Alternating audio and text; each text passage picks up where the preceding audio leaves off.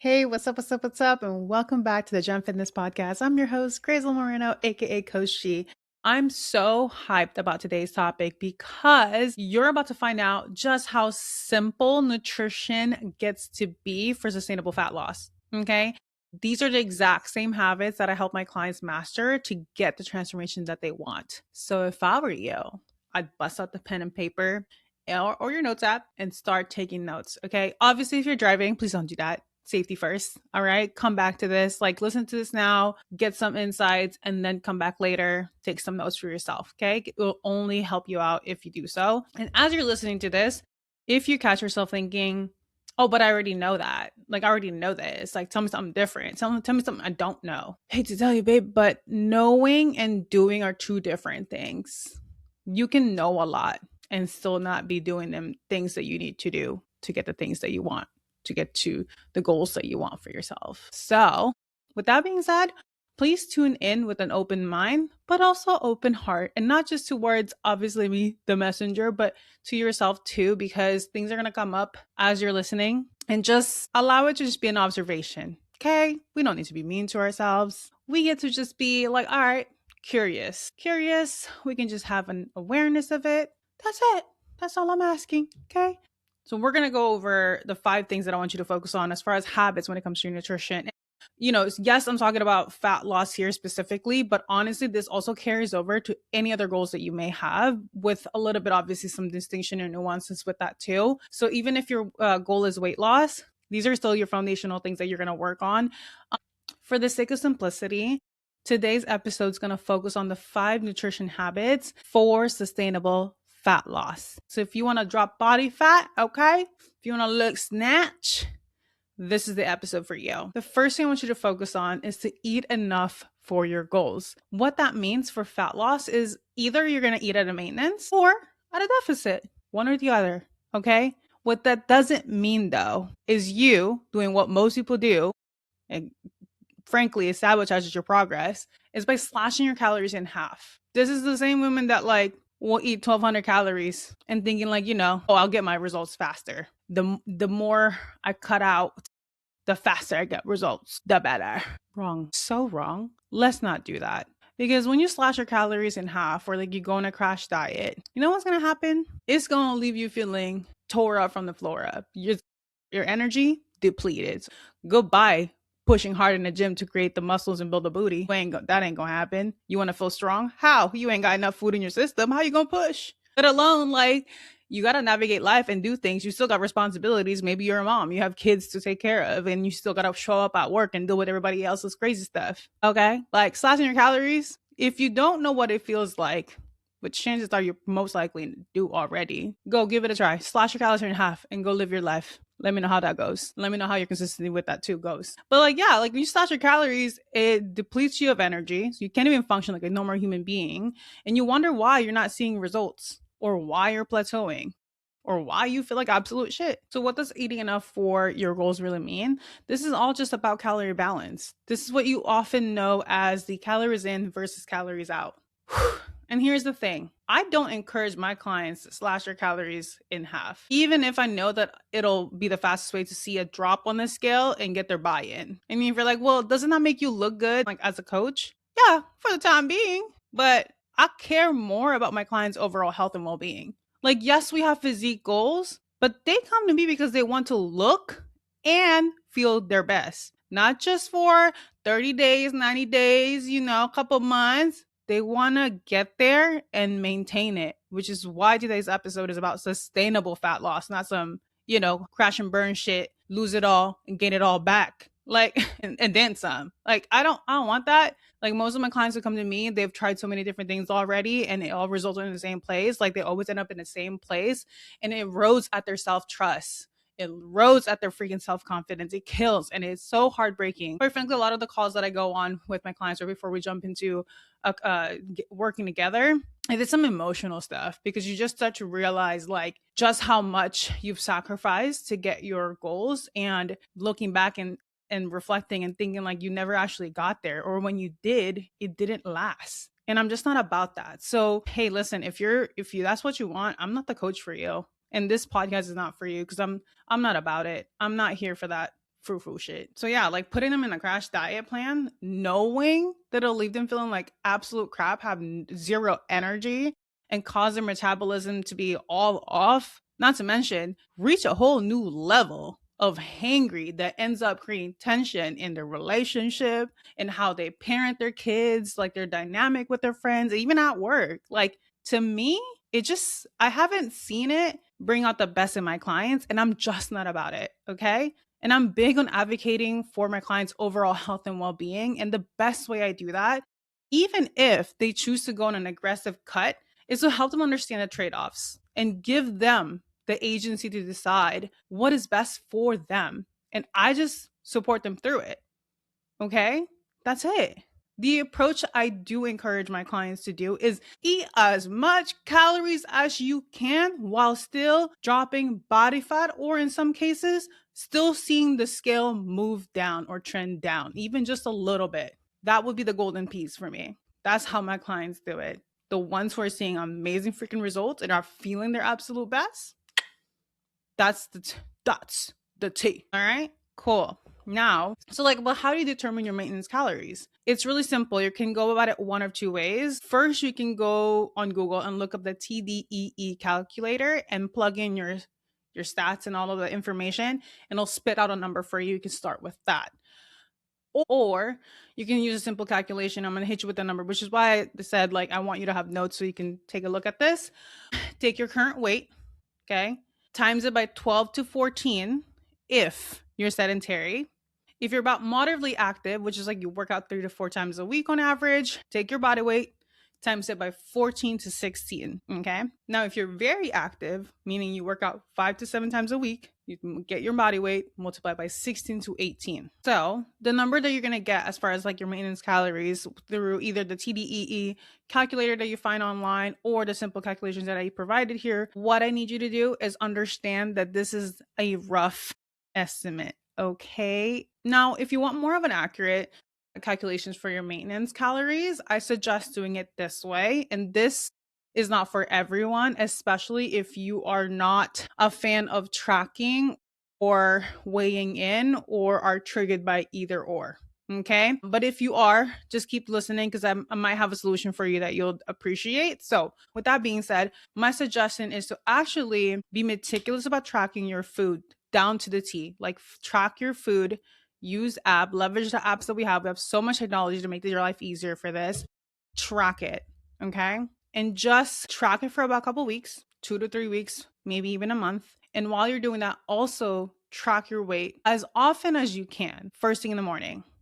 Okay. Because the reason why I do that is because, okay, let's say you're starting off at 2,000 calories. You eat 2,000 calories, you go in, you track it meticulously, you make sure everything is counted, and you weigh in every morning. And the weight is obviously going to fluctuate, especially as women, especially when we have periods that we have to take into consideration, all of that stuff. Regardless, if the weight is trending up, then we're eating too much for our goals. If the weight is trending down, then we are at a deficit. But if the weight is steady and you see it being steady across the week, across multiple weeks, then that is your maintenance, which is going to be beautiful because now, whether you want to stay at that and just go hard in the gym and just start doing all the things, amazing. But if you actually want to lose like 5 to 15 pounds or 20 pounds or even more than that, then you want to make sure that you actually create a deficit for you. So then when you determine your maintenance calories, you then create a deficit. So you can either choose to go like, okay, I'm going to subtract 500 calories from my daily input or my daily calories and go from there. You can even go 600, you can do 750, whatever. Like I said earlier, I suggest you try to lose body fat with as much calories as possible than trying to go super aggressive and then, it backfiring on you. So just pick something and adjust it as you go and like monitor it, how you're doing and how you're progressing. Okay. So, or until you get to your goal weight. Now, I want to talk about like the people who have like resistance against tracking or weighing in. Everyone's a little bit different, okay? Like the reasons for people avoiding the scale versus and tracking can all stem from just like having bad experience around it, or they're very like they get too obsessive and they don't like that part of themselves, which is totally okay.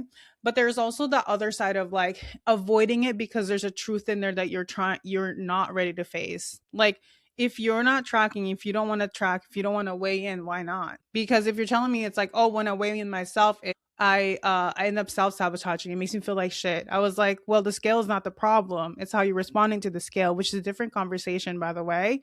And so that's something worth pondering on, I would say. And it's a topic for another day too, but I would just say that I'm not here to force you to do it. Okay. This is not what this is about. However, I do want to encourage you to at least spend some time reflecting on that. Like, why don't you want to track food?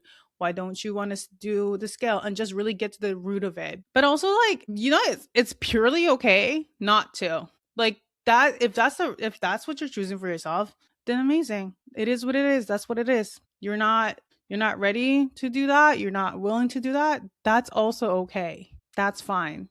So what the heck do you do then if you still want to do fat loss, right? If you're someone who has an aversion to like the scale or weighing yourself in or tracking your food, I would encourage you to focus more on portion control. So this could look like taking a hard look at how much you're currently eating at every meal or every week, and then just having smaller portions. I'm not even asking you to cut it in half because that's the same exact thing as like slashing your calories in half. I would just actually take a look at like how can you reduce this, and you'd be surprised at how big of an impact small shifts done consistently can do for you. So it don't need to track, although that will make your life easier, and you don't need to weigh in, although that will give you another data point to utilize. But definitely have some way to adjust the variables for yourself.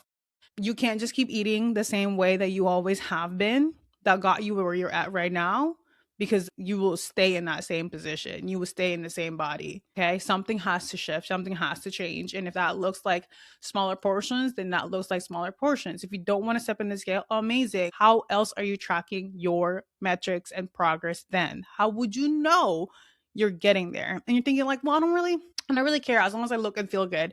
Yeah, but how do you know you're looking and feel good? Like, specify it.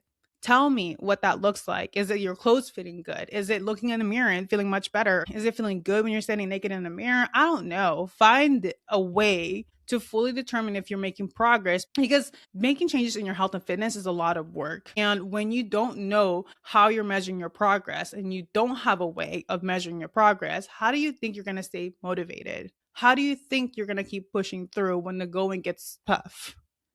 And for those of you who are open to tracking, who are open to weighing in, once you determine what your maintenance calories is and decide on what your deficit's going to be, whether it's 500, 600, 750, whatever, then just keep on tracking from there on out, because tracking is not a place for you to be like, oh, I've messed up. Oh, I ate perfectly. I hit all my targets. No, it's none of that. Tracking gives you the data points to help you understand how much you're eating, what the quality of your nutrition is, and from there, and also how your body responding. Like, are you getting the results that you want from these things? Is it adding up to what you want?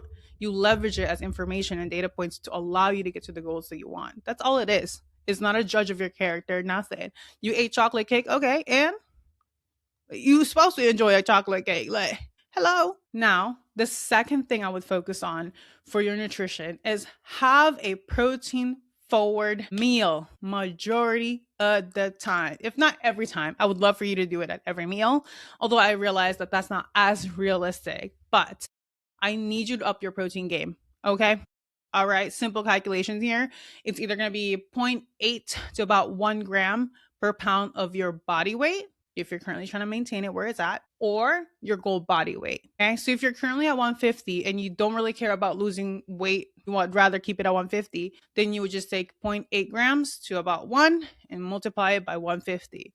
If you want to lose 10 to 15 pounds, you'd be like, all right, I want to do 0.8 to 1 gram, multiply that by 140, whatever. Okay. That one thing, the reason why we do that, why we focus on goal body weight, and especially where someone has a lot weight to lose, is because if you, like I said earlier, if you eat for the body you currently have, you will stay in the body that you currently have. And that could be a good thing or a bad thing, depending on your situation. Okay, amazing. Another thing I want to note for protein if you don't already know, you're like, why is protein such a thing? Like, why is everybody focused on protein? Protein this, protein that, protein, protein, protein, protein. I'm sick of it. Why? Because, girl, for fat loss, like that helps you preserve your muscle mass, especially when you're dieting. Like, you ever notice that sometimes when you go in like a cut, or you go in a deficit, or you try to lose weight, you start to instead of looking like tone tight and snatch, you end up looking kind of like soft, like saggy, and something like just loosey goosey, like you don't look right and tight. That's what I'm talking about. Protein will help you with that. Okay. Not only that, it also reduces your cravings, your snacking. Not to mention, when you go hard in your training, when you work out, there's going to be some muscle tears there. So what do you think protein is going to do? Repair the body. It helps you recover, especially when you pair it with some good sleep habits. Okay.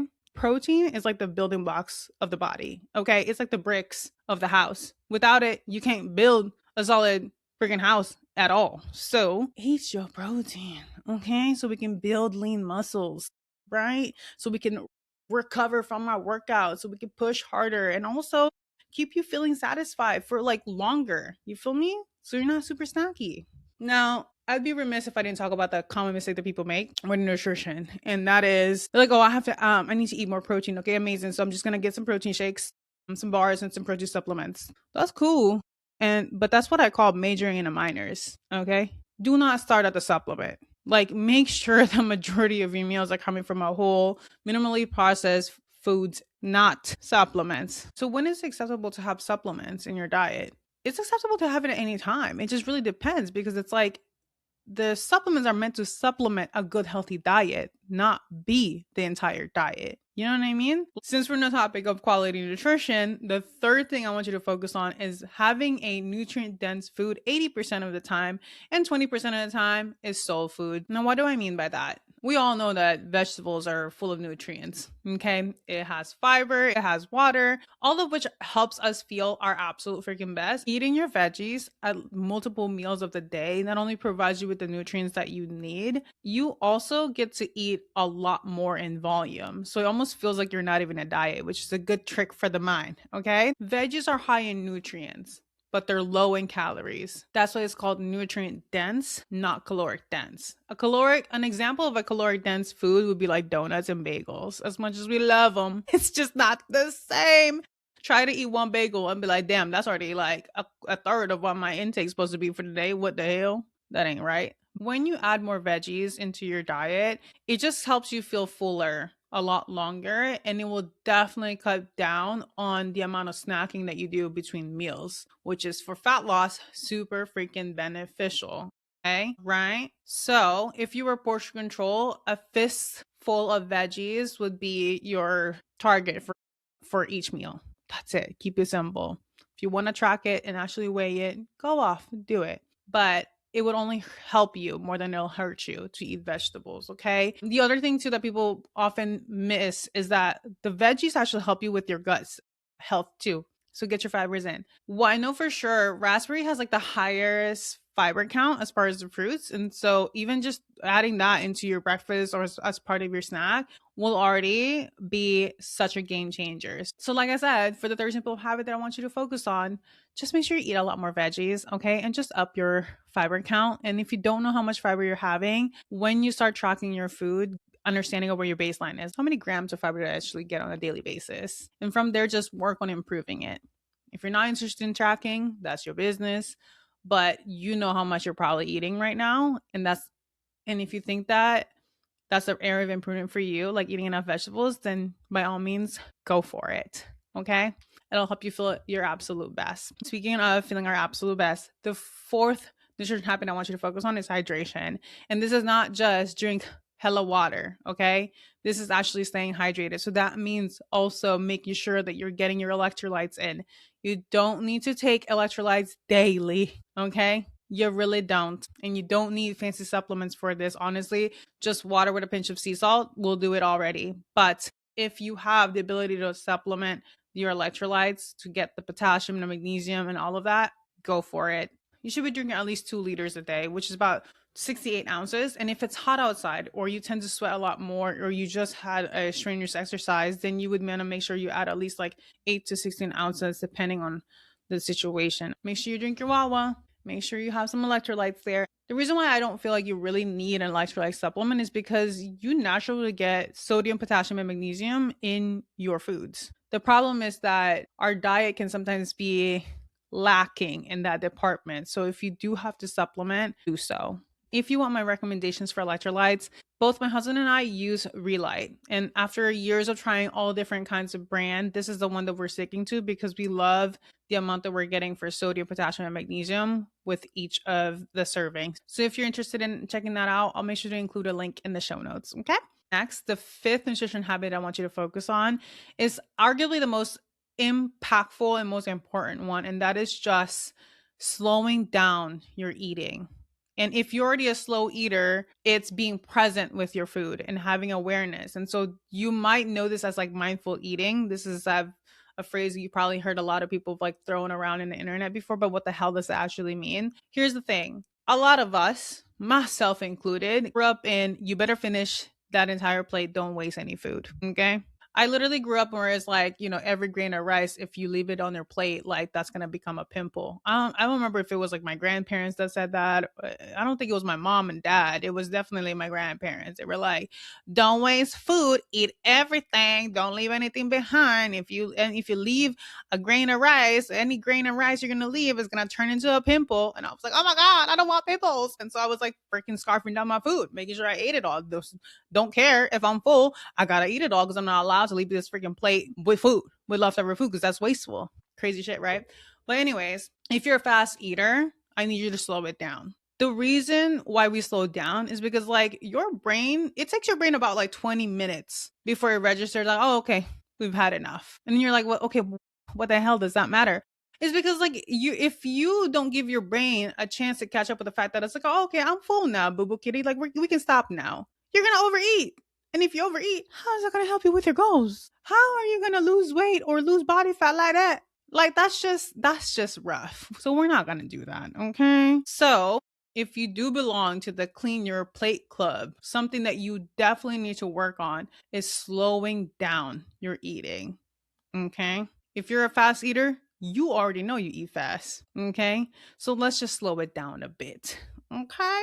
All right. Practice it where you can. And then for the people who already are slow eaters, I would check to see if you spend a lot of your time while you're eating distracted. Because instead of eating with distraction, I actually want you to tune in and kind of in a way like wine taste your food. I mean, every bite, savor it, like just enjoy it. Like this is not about slowing it down. It's just you being present and mindful where you're at, like how your hunger is, how you're enjoying the food, if you're already feeling satisfied or if you're like still quite hungry or if you're full, like what's going on, right? It's just an invitation for you to slow down and be mindful of where you're at. Like, there's this saying of like, wherever you are, be there. Same thing with your meal. And in a world where we're always multitasking, we're eating in front of the TV or we're scrolling while we're freaking shoving food in our mouth, like seems like it's harder to eat without any distraction. But I promise you, it can be such a game changer because I've seen it happen with my clients time and time again, and they reap the benefits. Can you imagine slowing down and just being mindful? Girl, what? And because what's also beautiful about being mindful about the food that you're eating and how your body's responding to the food, where you're at that day, it just gives you a place to slow down. Like we're such go, go, go, go, go, go, go people that it's like, if that meal is going to be that moment where you get some peace and quiet to yourself and you actually slow down enough to feel your thoughts, feel your emotions, get a sense of where you're at, amazing. And if you're listening to this, like, I don't want to feel my emotions. Okay, girl, this is not the podcast for you, girl. What? But nonetheless, though, it's just like, it's such a beautiful, like almost like what's the word I'm looking for? It's a beautiful and sacred. That's the word. It's a beautiful and sacred time to be where you're at. And the reason why I say that is because when you slow down enough and you're mindful enough, this mindful eating practice is actually how you're going to get to your goals and also maintain it, because that's going to carry over throughout your life. Like a lot of us don't want to track forever. We want to be able to just do it for a season and be able to like wean off of it and just be mindful and just eat intuitively. And if that's your goal, start practicing now. Don't wait till later. Start practicing now. This is a small thing that you can do that will make such a huge difference. I call this a domino effect, right? Like if you just tip this thing, it'll have a ripple effect everywhere else. One of the other benefits too of being more mindful about what you're eating is that like you get to actually know more about yourself, which is such a key thing. And it's a powerful skill to have and a powerful awareness as well, because I often have clients who come to me, but like, oh, how much should I eat? Like, what should I eat? And it's like, can I eat this? Can I eat that? I was like, the only thing I'm not going to allow you to eat is anything that you're allergic to, or if you have a food aversion towards it. Like, I'm not going to force you to eat what you're allergic to or you have aversion to. So, like, yeah, you want bread, you want toast, you want rice, have at it. Like, who's telling you you can't? There's no reason why we have to cut that bitch out of your diet. Like, what is that? Think about when you cut something out of your diet. What do you think is going to happen when you reintroduce it? Well, let me cut sugar off my diet, but have every plan to reintroduce it again after you're over the diet. What do you think is going to happen? Same thing with carbs. Oh, carbs is the enemy. Carbs is the enemy. Carbs makes me fat. No, overeating makes you fat, not the freaking carbs. Let's stop demonizing carbs. All right? I'm so sick of it. I'm just so sick of it. Well, I want to do fat loss, so I'm just not going to eat fat, because if I eat more fatty food, then I'm going to have more fat. No, excess body fat comes from you eating way too much for how active you are. That's it. It's a simple math. So with that being said, just slow down and chew your food, okay? That actually is the start of digestion, is by you chewing that food. And just give yourself a chance to be more mindful and just aware and present when you're eating, and just remove as much distraction as you can. And I know that this is not always realistic for a lot of people, but just even being able to practice it once a day is going to make a huge difference already. Huge difference. Trust me. Okay. There's something I just want you to be like aware of, and just so to speak, like a warning. A lot of people think that, okay, I'm going to eat super healthy, super clean, and that's going to help me get to my goals. But actually, you can still eat healthy and eat way too much for your goals. If you're eating healthy, you're working hard at the gym, and you're not getting the results that you want, and you're supposed to be in a fat loss phase, are you even in a deficit? Chances are you're not. What I'm trying to say is, like, you can still overeat healthy foods, okay? Which is why I feel like it's so important to make sure you track the hell out of it. Track it.